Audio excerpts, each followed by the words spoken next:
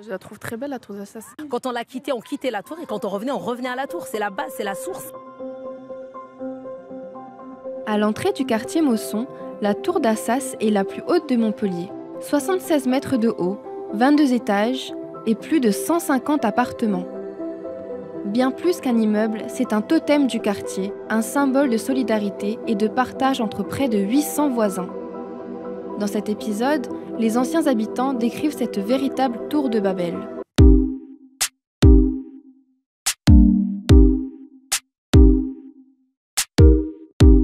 Je m'appelle Hope Manaté et je fais partie d'une équipe de jeunes reporters citoyens.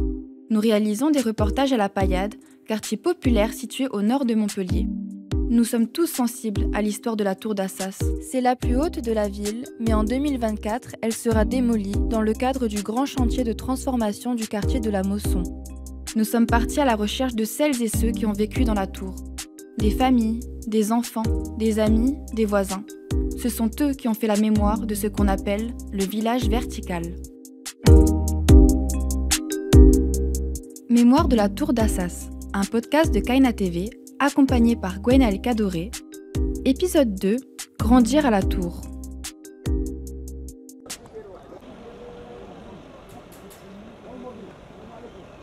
C'était la surprise. C'était la première fois que je voyais une tour aussi grande. Tout d'abord, il y a la première impression, celle qui traverse les habitants dès qu'ils se retrouvent face à la tour pour la première fois. Plus ils s'approchent, plus ils ont envie de la découvrir. Je m'appelle Mohamed Belfaki, j'ai 49 ans. Je suis arrivé à la tour en août 1984. Au Maroc, on a des maisons avec un étage. Alors quand on arrive avec une grande tour comme ça, c'était la première fois.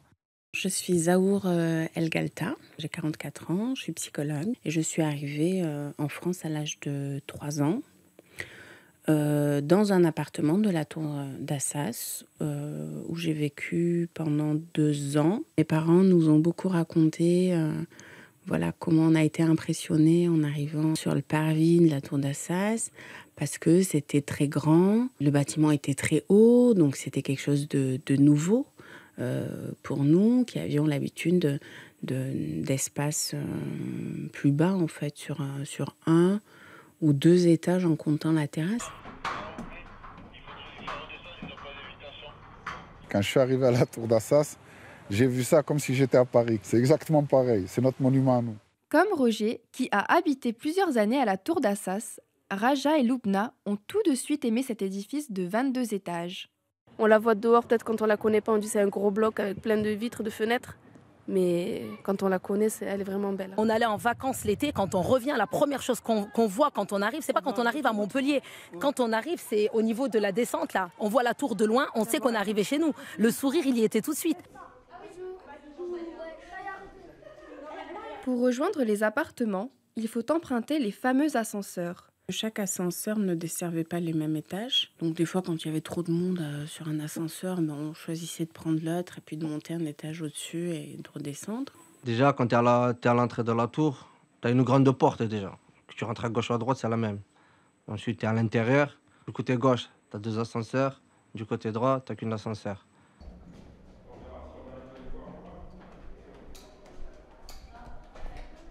Nous arrivons d'abord chez Mohamed. 12e étage, grand couloir, arrivé au 12e étage. On habitait dans un F4.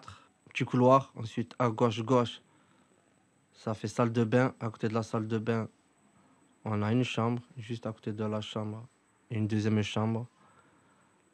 On revient sur le couloir. On a les toilettes, on a un KGB juste à côté, une grande cuisine, grand salon, et juste à côté du grand salon, une chambre. Comme Fatima, tous se souviennent avec exactitude et nostalgie de leur appartement. C'était un appartement au 11e étage qui était correct. J'avais une maman tellement maniaque qui aimait refaire chaque fois les papiers peints.